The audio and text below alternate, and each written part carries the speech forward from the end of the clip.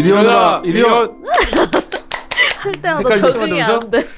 할 때마다 적응이 안 돼. 이게 그러니까 이리온 스튜디오도 우리 모닝 미팅 끝나고 하는 거고 인쇄 자료는 이리온 포야. 우리끼리도 이걸 모르면 어떡하냐 지금. 오늘은 또 뭐 송치호 연구원도 저 세미나 갖고 우리 프로 댓글러인 염 차장도 자리에 없는데 시간이 맞는 게 없어서 네. 저랑 우리 신중호 팀장이랑 안진아 연구원 같이 하려고요. 먼저 인사드리겠습니다. 윤쌤 윤조입니다. 네, 투자 전략 팀장 신중호입니다. 네, 글로벌 전략의 안진아입니다. 예. 안진아 연구원 이제 글로벌 전략을 네, 하기 때문에 하고 뭐 다 하고 있습니다. 오늘 어떻게 오늘 자료 뭐 온갖 것을 다 하고 있는데 이베스트 글로벌 전략 네. 볼륨 1 네. 맞죠? 그래서 제목도 막 어려워. 루이스 전환점이 루이스 전환점을 지나온 중국, 다시 찾아온 베트남 오늘 했는데 우리 베트남을 다들 우리 관심 많은 시점인데 지금요? 그렇죠. 저희가 근데 쓸 때만 해도 지금 그러니까. 베트남에 대해서 그렇게 좋게 보시는 분들은 많지는 않아요. 작년에 재작년까지는 좋게 봤다가 작년에 계속 부러져서요. 예. 근데 이제좀 슬슬 봐야 되지 않겠냐라는 생각에서 그쵸. 자료를 정리했습니다. 그래서 신용호 팀장이 1부에서 이제 중국 좀 다루고 2부에서 베트남 네. 하는 형식으로 하겠습니다. 그래서 아침에 제가 모니터를 못 들어갔었기 때문에 우리 신 팀장도 오늘 못 들어왔잖아 세미나. 네, 아침에 세미나 갔다 오느라고 발표도 하다가 여기 와서 하네 오늘. 안진아 대리가 있었구나 네. 오늘. 얼마나 좋아했을까. 누가 좋아해요? 다들 꼰대들 빠져있으니까 그러니까요. 내가 왕이다 하고 했을 것 같은데. 오케이 그럼 시작하시죠. 네, 저는 이제 사실 이 중국 자료는 지난주에 저희 최진영 연구원이 원자재하고 중국 담당하시는 분께서 인덱스하게 쓴 자료를 좀 따다가 거기서 또 아이디어를 얻고 그랬을 때 최근의 변화까지 좀 감안해 보면 뭐 결론적으로 말씀드리면 이머징이 좋아 보이고 중국도 좋아 보이고 뭐 한국도 좋지만 또 베트남도 좋아 보인다는 얘기를 하고 싶어서 쓴 자료라고 보시면 될 것 같고요. 예. 제목을 뭐 거창하게 루이스 전환점을 지나온 중국 뭐 이렇게 써놨지만 이 루이스 전환점이라는 게 이제 그 녹색창 아니면 구글 뭐 이런 데 쳐보시면은 한마디로 말씀드리면 이제 공급 예를 들어서 이제 소비가 올라가야 되는 그런 시장이 전환점을 지나왔다 이렇게 보시면 될 것 같아요. 중국이 그러니까 루이스 전환점을 통과했다. 예, 이미 통과했다라는 얘기 들고요. 그거에 대해서 조금 말씀을 드릴게요.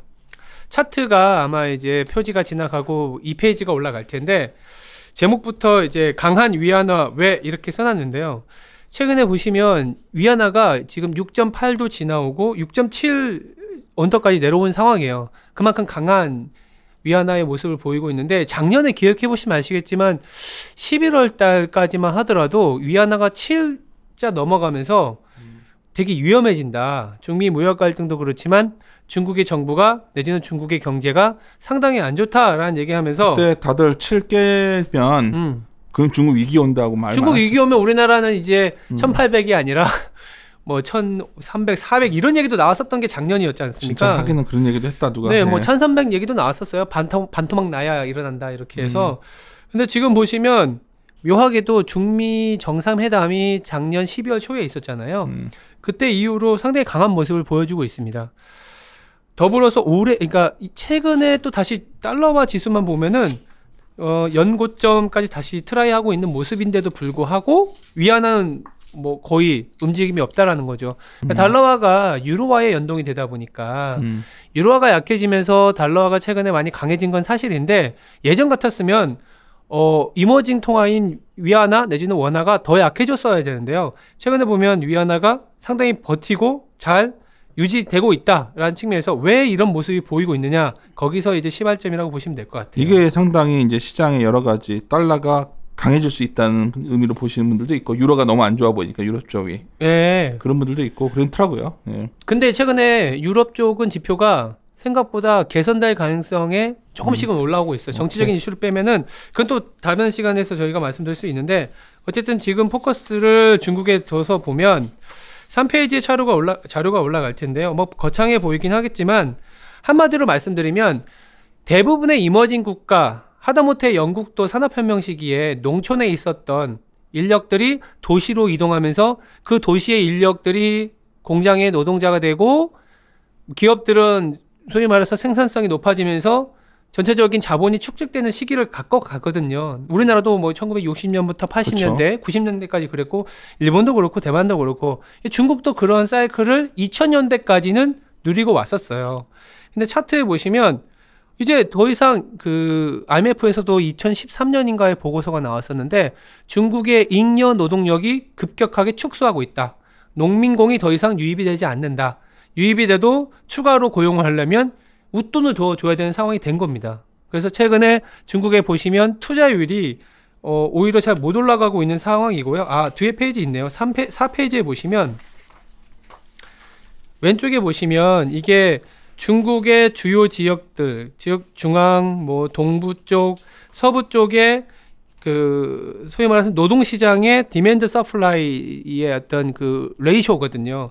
이게 100 이상인 경우에는 오히려 노동력이 부족한 것을 의미합니다. 중국이 의외로 애들도 많이 안 낳고 나서 그렇죠. 80년부터는 그 산하 제한 정책이 있어갖고 빠르게 고령화가 되는 사회인데다가 더불어서 이제 생산 가능 연령층이 급격하게 축소하고 있는 상황이거든요. 그래서 무조건 그런 인구 구조로만 보면 안 좋다라는 얘기들을 하는 게 또 어떻게 보면 중국을 그렇죠. 안 좋게 보시는 분들인데, 근데 그렇게만 보면은 뭐 뻔한 답을 중국 입장에서 내지는 글로벌 정부들이 다 그래 우리 인구 구조가 안 좋으니까 그냥 알아서 망할게 이게 되지가 않는 부분이지 않습니까? 그래서 최근에 나오는 내용들이 지난주에도 뭐라 그럴까요? 좀 중국의 소비 정책도 나왔던 내용들과 함께 이제는 좀 소비를 올려야 되는 일환으로서 위안화가 강해진 거지 않겠냐라는 생각에서 말씀을 드렸고요.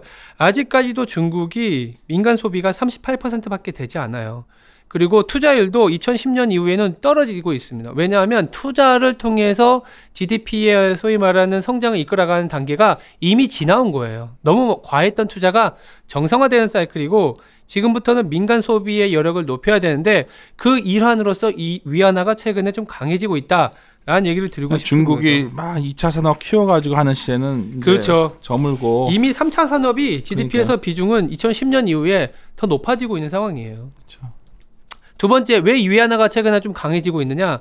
그러니까 내부적으로 루이스 전환점, 즉 소비를 올려야 되는 전환점을 넘어온 자기의 자체적인 문제, 즉 경제 정상화도 있지만 외부적으로 저희가 이제 최근에 이제 본부장님하고 같이 세미나를 많이 다니는데 미국하고의 어떤 협상을 위한 도구로서도 위안화가 필요하다라는 거죠. 이 부분이 의외로 우리가 같이 다니면서 느끼는 건데 네. 다들 이거에 대해서 좀 약간 장을 결국 잃은 것 같아요. 제가 이제 안지나 연구도 있으니까 하는 말인데, 그러니까 반등이 나오지만 이게 굉장히 수급으로 올라온 거다. 그렇지. 현재까지는 그렇죠. 미중 무역 이슈가 있죠. 결국은 뒤에 가면 영향이 굉장히 안 좋게 나올 것이다. 이게 굉장히 펀드멘탈하게 어떤 보는 분들이 주장을 많이 하시더라고. 그래서 이제 아무래도 우리 시장에 보면 채권 시장은 굉장히 조용하고 네. 주식 시장은 아무래도 좀 우리가 성격이 그렇잖아요. 그러니까 네. 다녀보면 이제 채권 베이스가 많은 어떤 집행기관 어떤 것들을 같이 가보면 느껴지잖아요. 네, 맞습니다. 그러니까 그런 데서는 이제 계속해서 이 미중 무역 문제를 이렇게 말을 하면 뭔 소리 하는 거예요. 이게 어떻게 이게 좀 서로 협조 관계로 갑니까? 이렇게 말들을 많이 하시더라고요. 안지나 연구원은 이제 어떻게 생각해? 갑자기 왜 나한테 물어보자는 표정인데 미중 무역 분쟁 안지나 연구원 그냥 생각이 좀 궁금해서. 미중 무역 분쟁에 대해서요? 그러니까 단기간 내에 당연히 해결되긴 어려운 문제인 건 다 시장은 알고 있고 사실상 이게 새로운 시장에 뭔가 자극 변수가 되지는 못할 거라고 보고 있어요. 그러니까 뭐 이걸로 인해서 더욱더 악화될 가능성은 좀 낮다라고 보고 있고, 다만 여기서 좀 더 이제 예상을 워낙에 그냥 기대를 안 하고 있기 때문에 조금이라도 뭔가 좀 협상의 기조라던가 기존과 좀 달라진 그런 스탠스를 보이면 시장의 수급이라던가 이런 것들은 좀 세게 올라올 수 있지 않을까라고 보고 있습니다. 그러니까 그런 거죠. 미중 무역 분쟁을 여기서 이제 신중호 팀장이 잘 정리해 주셨는데 이제 이 얘기를 좀 더 듣겠지만 하여튼 이게 굉장히 오래 갈 것 같지 않아요? 이거? 저희가 작년에 이제 마켓코어라는 자료를 통해서 맞아. 중국의 이제 무역 갈등과 중국의 대응이라는 자료를 통해서 말씀드린 거는 하나의 체제에 대한 얘기인데 시장은 뭐 한 달, 두 달 이렇게 막 끊어서 보는 경향이 있거든요. 근데 사실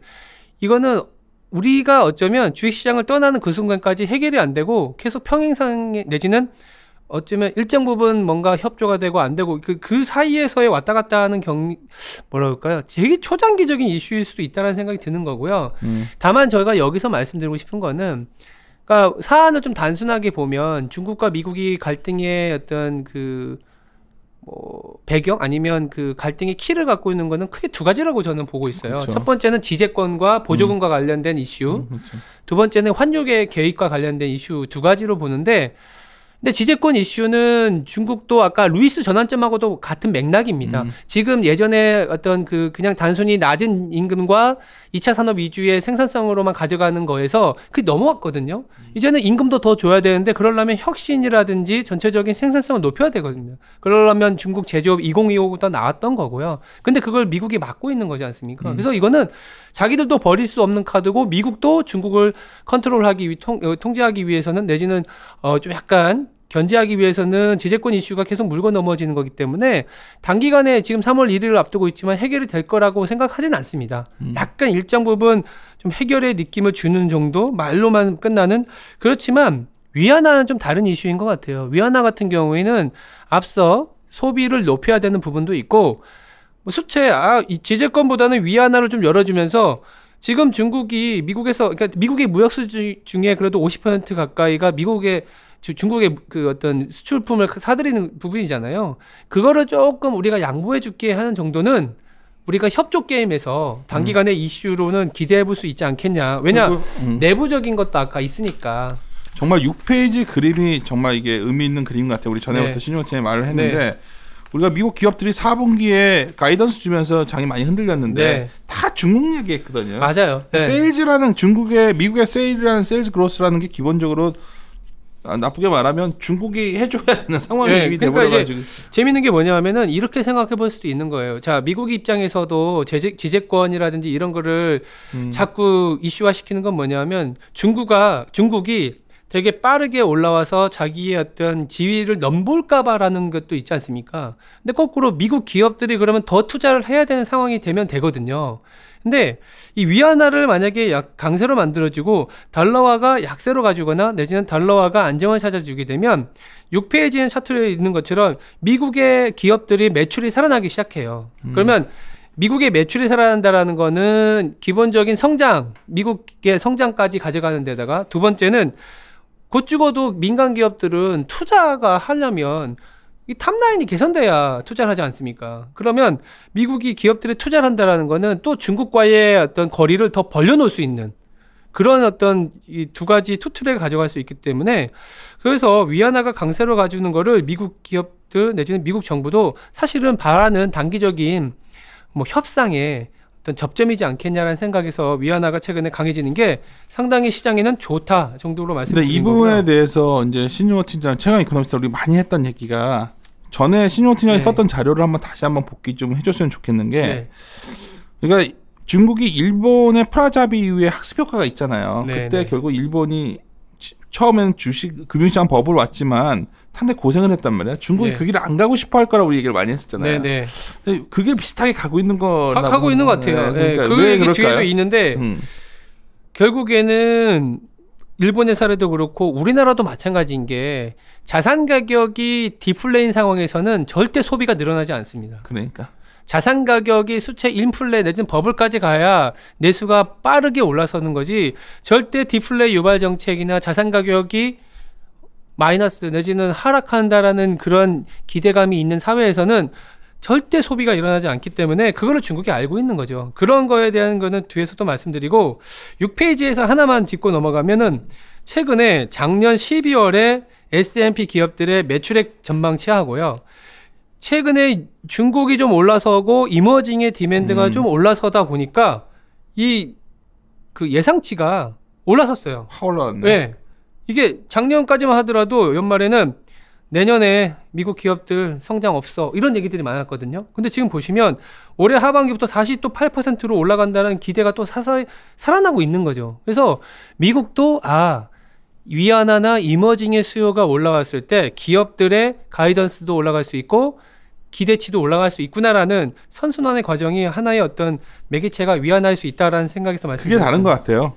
옛날에 일본과 소련과 다르다는 걸 선진적 그런 거죠. 그러니까 네. 그걸 여러 다시 가지 한번 엮여 있으니까 그러니까 소련과의 경쟁에서는 소련은 경제권에 포함이 안 돼 있었고 채권도 안 갖고 있었고요. 근데 일본은 경제권에 포함이 돼 있었지만 일본은 핵을 갖고 있었지가 않았어요. 그래서 군사적으로는 종속돼 그렇죠. 있었어요. 그러니까 무조건 미국 말을 들어야 되는데 지금 중국은 일본보다도 커져 있는 GDP에다가 핵도 갖고 있고 뭐 미국의 외국인 중에 가장 큰 채권자이고. 그냥 경제가 연결되어 있다는 게 우리 저번 실적 시즌에 이번에 안지나 연구도 알지만 미국 기업들 맨날 중국 얘기했잖아요.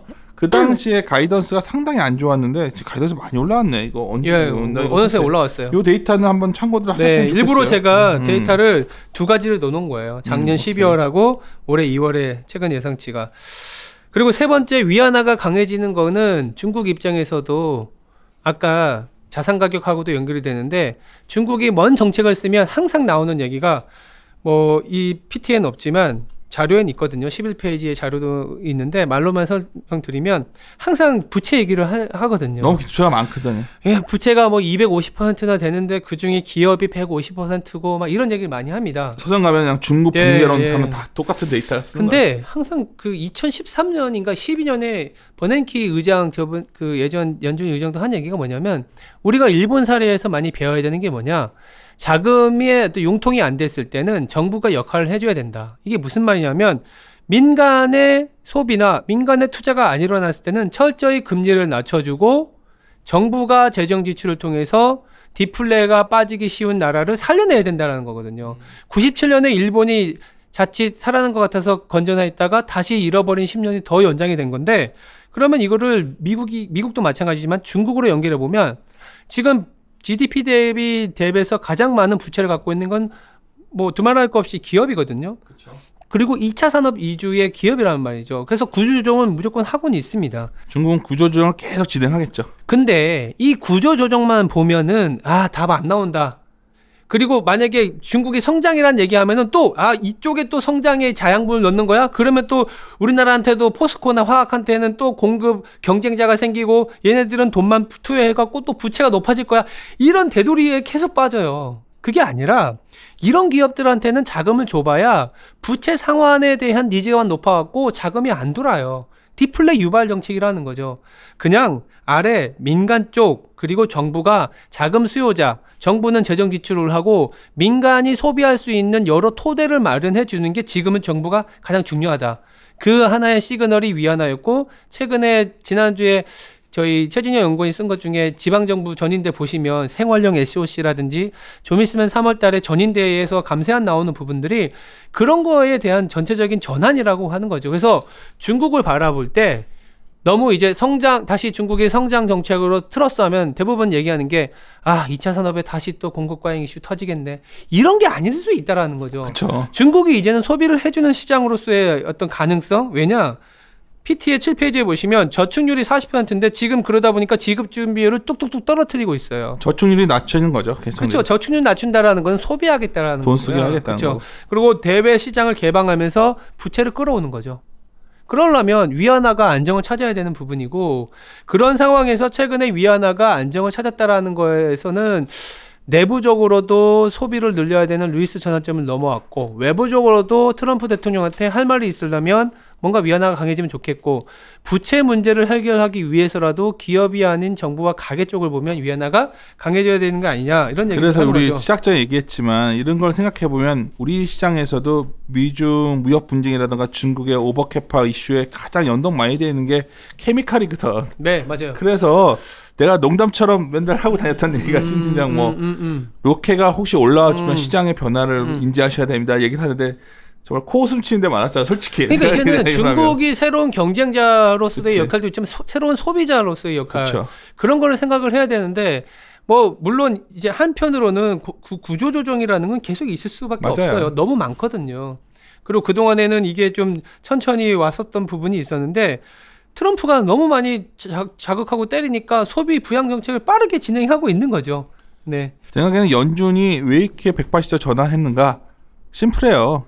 한 1분기 끝나고 나면 세계 경제 지표 되게 안 좋아 보였던 거야. 얘들이 빨리 맞습니다. 조치해놓고 그때 이런 정책을 지금 해가지고 그때 돌려놓으려는 정책 같아서 중국도 그에 발맞춰가지고 상당히 공격적 정책을 내놓고 있다. 이렇게 그래서 제가 지난주에 이 자료에 이제 그러면 중국이 뭘 할 수 있겠어라는 그러니까. 얘기들이 나오다 보니까 상당히 의미 있는 어쩌면 시장에서는 그 선택을 하지 않을 거라고 생각했었던 선택, 주식과 부동산을 올리는 정책을 그러니까 정부가 조금씩 내놓는다라는 게 설마 했는데 소비를 늘리기 위한 정책이 감세안이라든지 가전하향, 이구환신이라는 정책도 있지만 전반적인 자산 가격의 선택, 즉 여기 제가 제목에 뭐 중국의 선택, 일본식 해법으로 따르나 이런 식으로 했는데 약간 비슷하게 가는 것 같다라는 생각에서 그렇다면 중국의 주식도 올라가고 자산 가격도 올라가는 상황이게 되면 중국 소비가 살아날 수 있거든요. 그런 얘기를 드리는데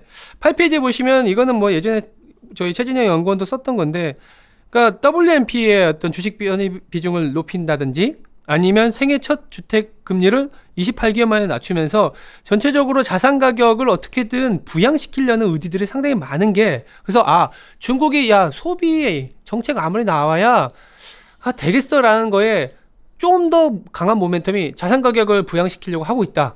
이 얘기를 드리고 있는 상황입니다. 정부가 주식을 사게 하는 거예요. 지금 중국처럼 한마디로 말하면. 네. 이게 왜 그러냐면은 9페이지에 PT가 올라갈 텐데 일본이 화려했던 80년을 보냈잖아요. 그때 엔화도 강해지고 부동산도 강해졌는데 부동산 가격의 변화율을 보시면 그냥 소매 판매하고 동일합니다.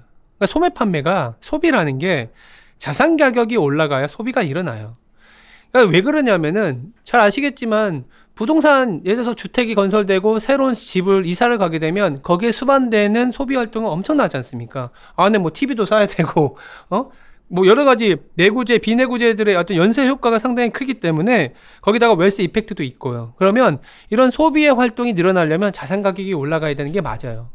작년까지도 우리나라의 소비가 별로 안 좋았던 게 사실은 부동산이 별로였기 때문일 수도 있겠다라는 거죠. 분은 이렇게 말하면 이제 오해들 하시는데 엄밀히 말하면 이게 자본주의라는 게 자산 가격이 오르지 않고는 소비가 안 생기는 맞습니다. 이게 딜레마죠. 저희들도 사실 주식이 오르면 뭔가 좀 주식 평가액이 오르면 또 소비를 하지 않습니까?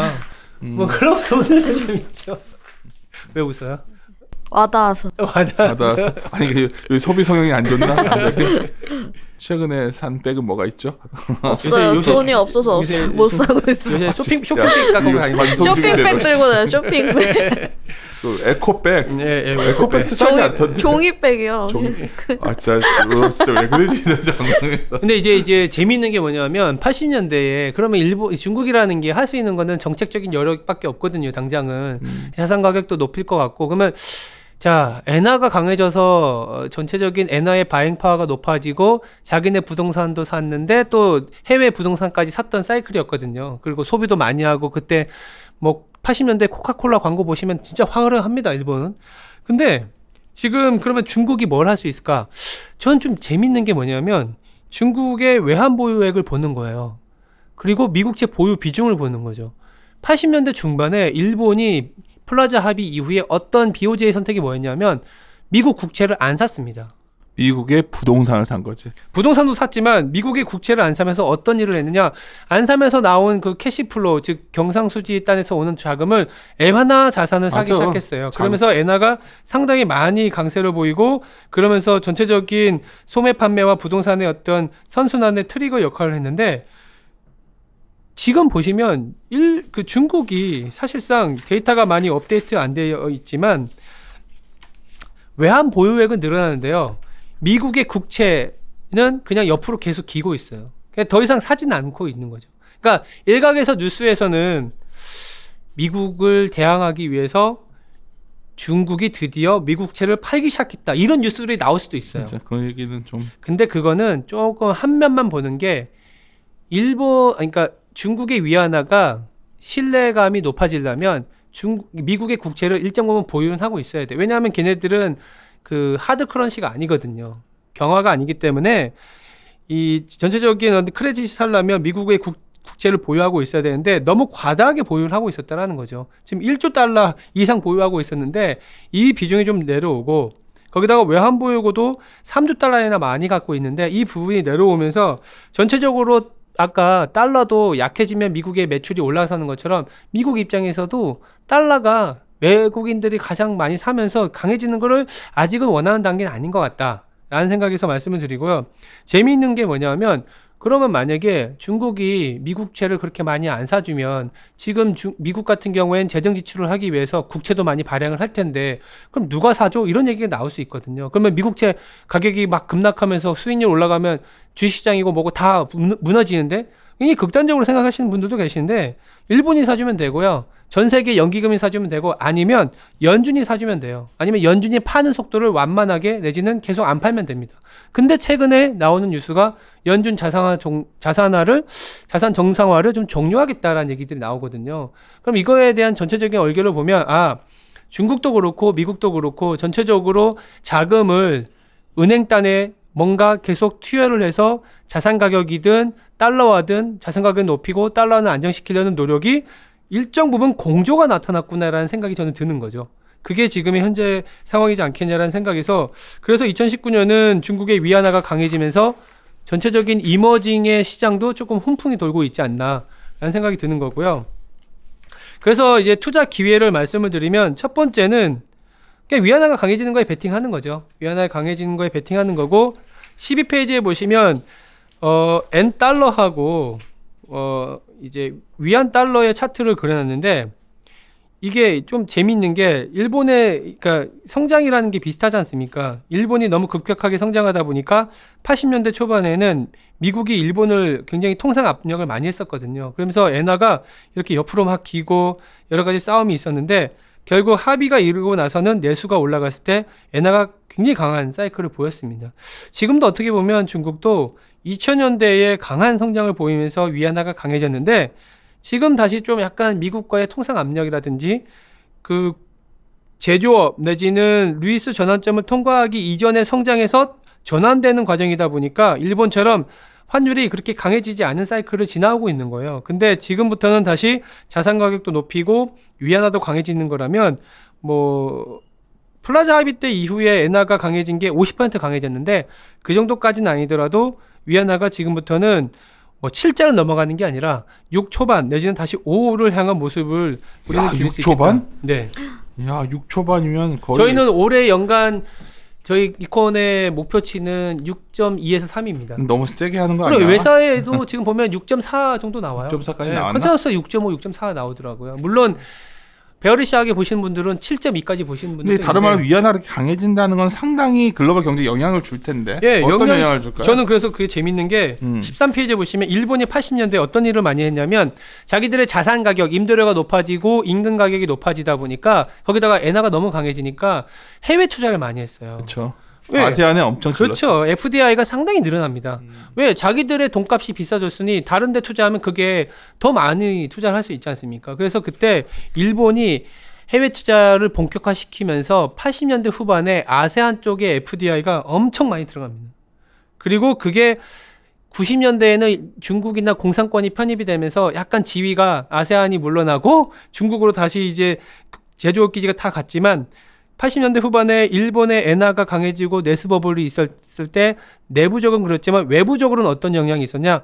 해외 투자가 상당히 많이 일어났었고 그 영향으로 아세안 쪽에 그러니까 지역권이 같은 데다가 이제 임금이 낮지 않습니까? 그래서 아세안으로의 투자가 상당히 많이 일어났었던 분명한 건 중국의 값싼 노동력은 이미 이제 없어요. 네. 한국 기업가도 다 들어다 나오는 이유가 그렇죠. 그래서 저는 생각을 한 게 14페이지에 PT 자료도 나갔지만 이미 중국은 해외에서 자국으로 들어오는 FDI보다 자국에서 밖으로 나가는 ODI, 즉 해외로 나가는 FDI가 2015년부터 역전이 되기 시작했습니다. 물론 최근에 무역 갈등이나 이런 이슈 때문에 급락을 했었던 부분도 있지만 더 자세히 월간 데이터를 오른쪽에도 넣어놨는데 위안화가 강해지면서 대외 금융 FDI가 다시 늘어나기 시작했어요. 그러면 이런 상승도 가능한 것 같아요. 그동안에는 중국이 만들고 팔아서 미국이나 유럽이나 일본이 소비해주는 사이클이었다면 지금은 중국도 소비해주고 중국도 임금이 비싸졌지 않습니까? 그래서 베트남이나 아세안 국가들로 생산기지가 이동하면서 중국에도 갖다 팔고 다시 전 세계에 갖다 파는. 그래서 작년에는 무역 갈등 이슈가 성장이 없는데 강제적으로 생산기지를 전환하는 비용의 이슈에만 좀 약간 주목을 했었는데 지금은 뭐냐면 성장도 나오는데 생산기지가 이동하면서 그 생산기지의 수혜를 받는 이머징도 캐펙스 사이클이 도래할 수 있다. 이런 식으로 말씀을 드리는 거죠. 그래서 가장 최근에 많이 자금이 들어가는 데가 좀 있으면 이제 그 북미 정상하는 베트남이거든요. 베트남 쪽은 생산기지 건설에 상당히 많이 되고 있는 데다가 대외 의존도도 높아서 이따가 안진아 연구원도 얘기를 하겠지만 상당히 많은 자금이 들어가서 사실 작년에 중미 무역 갈등에서 피해를 본 국가를 탑3를 꼽자면 중국도 당연히 하지만요. 한국하고 베트남이에요. 대외 의존도가 상당히 높기 때문에 거기다가 베트남 같은 경우에는 미국하고 중국으로 대부분 수출해서 이 두 국가가 싸운다? 가장 피해를 많이 봤던 국가 중에 하나다라는 거는 이따 더 자세히 말씀드리고요. 베트남은 사실 우리나라 자금이 엄청 들어가 있죠. 네, 맞습니다. 그래서 16페이지에 보시면 그때 80년대 후반에 일본이 나갔던 FDI의 업종하고 최근 중국의 자금이 나가는 거를 봤더니 좀 비슷해요. 그러니까 자동차 쪽하고요. 전기전자 쪽 제조업이 나가고 더불어서 부동산하고 그 운송 쪽이 나갑니다. 물류 쪽. 그래서 그 금융이 같이 나가는데 물론 그 현지 기업들의 뭐라 그럴까요? 그 자금을 융통해 주는 것도 있지만 사실 부동산이 가면서 그 나라의 자산을 매입을 합니다. 해외 자산이 상당히 많이 늘어나는 사이클이 도래하는데 지금 중국의 뉴스를 좀 찾아보니까요. 오히려 캐나다나 북미나 이런 쪽에 자금을 투자했던 중국 부자들이 이제는 동남아 쪽으로 캄보디아, 태국 쪽으로 부동산을 다시 소위 말해서 취득을 하는 사례가 많이 늘어나서 그러니까 위안화가 강해진다는 건 단순히 중국의 위안화에 대한 베팅도 있을 수 있지만 중국의 위안화로 인해서 외부 효과가 발생할 수 있다. 이렇다면 저희들은 이제 ETF로도 좀 말씀을 드리면 그냥 첫 번째로는 중국의 위안화에 베팅을 하는 거죠. 근데 이건 변동성이 워낙 적다 보니까 중국의 위안화가 올라왔을 때 가장 수혜를 볼 수 있는 게 뭘까? 최근에 온라인으로 쇼핑을 많이 하다 보니까 온라인 쇼핑과 관련된 ETF, 중국에 내지는 중국의 내수에 투자하는 ETF 아니면 중국인들이 가장 많이 소비를 하는 카지노 쪽 이런 쪽에 자금을 베팅을 하면 위안화가 상승하는 거에 대해서 충분히 우리가 수혜를 받고 투자할 수 있는 글로벌 전략이 되지 않겠냐라는 생각에서 17페이지에 넣어놨고요. 이게 KWEB 이런 거는 그 ETF 티커입니다. 그래서 KWEB가 중국 그 인터넷 쇼핑 업체들의 ETF고요. CHIQ가 중국 소비재와 관련된 ETF고 BJK가 카지노 업체들이고요. 아세아가 이제 아세안에 투자하는 겁니다. 그리고 AAXJ가 일본을 제외한 아시아 태평양. 그러니까 아시아의 소비가 늘어나게 되면 한국도 그렇지만 중국 그리고 전체적인 아시아 기업들의 매출이 올라가기 때문에 이 5개의 ETF를 조금 더 관심 있게 보는 게 2019년에 해외 투자에 중요한 키가 되지 않을까라는 생각에서 그냥 지수 자체로 하는 거는 AAXJ인가? 네, 이거는 AAXJ. 일본을 제외한 아시아 전체, 아시아 태평양에 투자하는 겁니다. 나머지들은 어쩌면 약간 섹터 ETF처럼. 네, 섹터 ETF죠. 오케이. ETF까지 같이 한번 보시면 상반기에는 저희 하우스 입장이 상반기에는 중국 네. 그리고 또 한국도 연동돼서 움직이고 네. 뒤에 이제 미국까지 좀 더 돌아서 주면 시장이 상당히 괜찮지 않을까 저희가 보는 입장인데 네. 그런 차원에서 오늘은 상반기에 관련된 어떤 첫 번째 중국을 공부했고 당연히 중국을 얘기하다 보니까 베트남이 비에트남이라고 했어요. 이 말이 맞나요? 비엔남. 비엔남? 아 비엔남이 맞아. 아 비엔남. 그래서 그 얘기하면 비엔남 가면 우리 관광 유원지만 생각하고 있는데 다낭 가봤나? 아니요 못 가봤습니다. 나도 안 가봤는데. 잠깐 쉬었다가 2부에서 베트남 얘기 좀 합시다. 예, 쉬었다가 있습니다.